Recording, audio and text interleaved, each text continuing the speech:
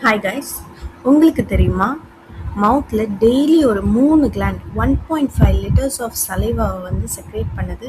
And ஆமாங்க, அதுதான் உண்மை. ஸோ 3 கிளாண்ட் இருக்குது: parotid, submandibular, sublingual.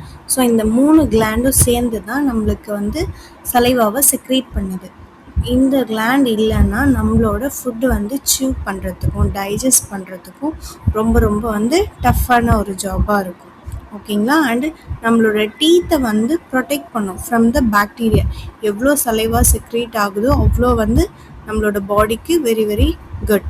Without saliva வந்து நம்மளோட மவுத் வந்து ரொம்ப ட்ரையாக இருக்கும். நம்மளோட ஃபுட்டை வந்து ப்ராப்பராக டைஜஸ்ட் பண்ண முடியாது. Okay, thank you.